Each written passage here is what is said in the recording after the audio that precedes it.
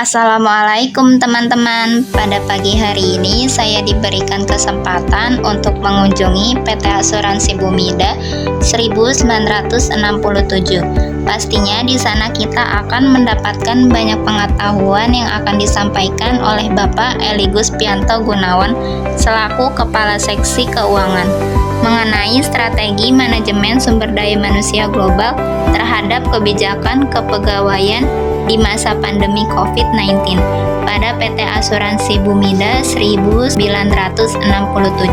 Ikuti terus yuk kegiatan hari ini ya. Sudah sekitar 25 menit perjalanan, akhirnya kita telah sampai di lokasi yang berada di Ruko Bekasi Mas, Jalan Ahmad Yani nomor 10, Blok C, RT 4, RW 3, Margajaya, Bekasi Selatan. Jangan lupa tonton video ini sampai selesai ya.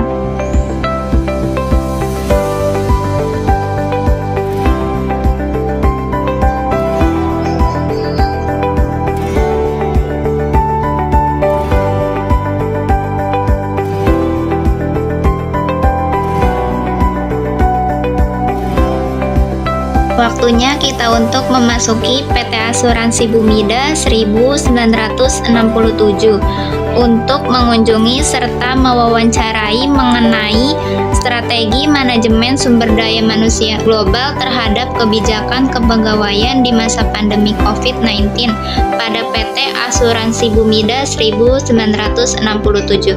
Tetap ikuti terus ya.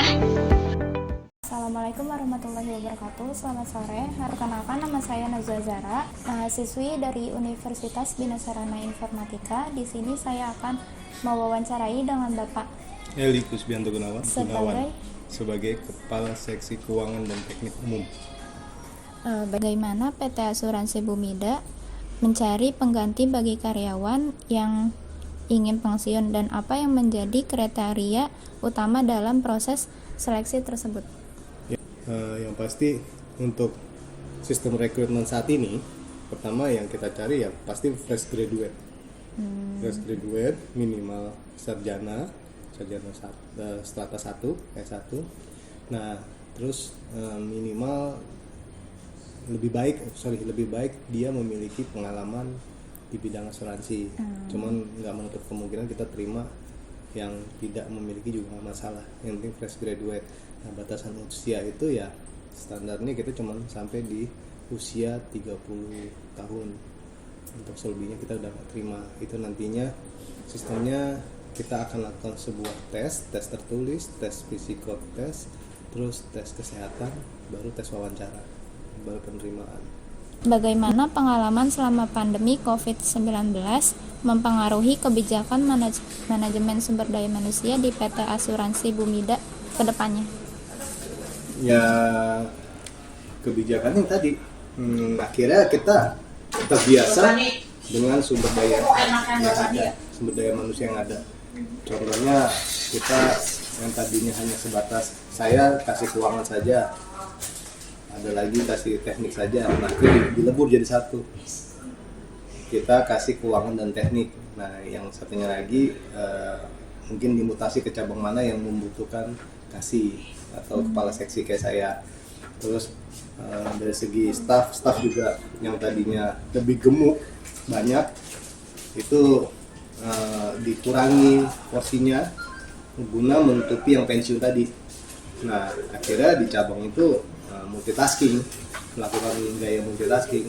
Satu staff itu bisa melakukan administrasi klaim, bisa melakukan administrasi penutupan polis. Apakah langkah-langkah ini memberi manfaat bagi karyawan yang ingin pensiun dan bagaimana perusahaan memastikan bahwa mereka tetap dapat berkontribusi sebelum akhirnya pensiun? Yang pasti sih kalau manfaat ke karyawan yang lebih untuk pensiun itu standar ya, sesuai dengan aturan pemerintah yang ada ya. Bumida memberlakukan itu. Keuntungan dia yaitu di kita itu ada namanya gaji ke-13, bonus. Nah bonus tersebut kan harusnya pembagiannya banyak karena jumlah karyawannya banyak, karena ramping sekarang sedikit, jadi kuenya lebih kecil gitu. Pembagi kuenya lebih kecil, sedangkan kue yang dibagikan sama gitu loh, tapi yang dibagikan sedikit. Nah itu akhirnya memberikan nilai plus si karyawan pun kalau misalkan dia mau purna pensiun, dia masih mendapatkan yang lebih besar dibanding dulu yang saat sebelum pandemi terjadi.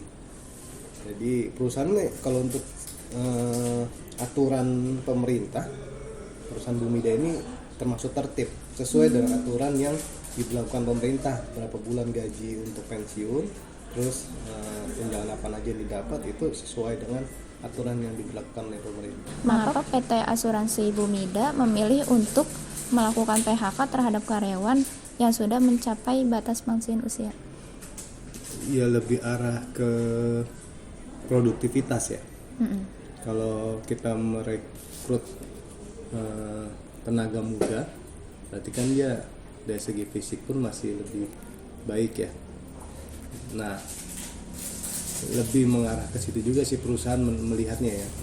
Efektivitas kerjanya dia juga pun jauh lebih cepat dibanding orang yang mungkin sudah lebih senior, lebih tua.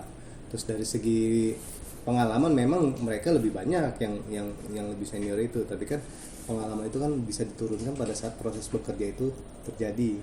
Cuman kan ide kreativitas kan akan berbeda nih. Orang yang udah lebih berumur, lebih senior dibanding orang yang lebih muda kan kreativitasnya jauh lebih banyak yang masih muda.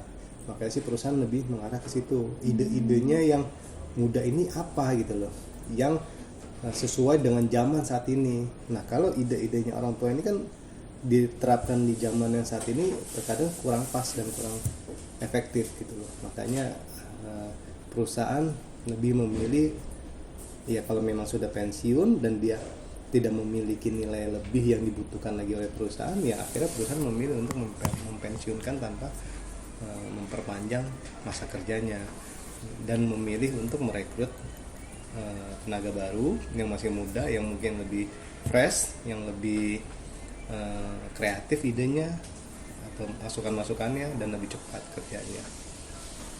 Baik Pak, terima kasih atas waktunya. Semoga bermanfaat sekali tentang ulasannya. Mohon maaf telah mengganggu. Siap.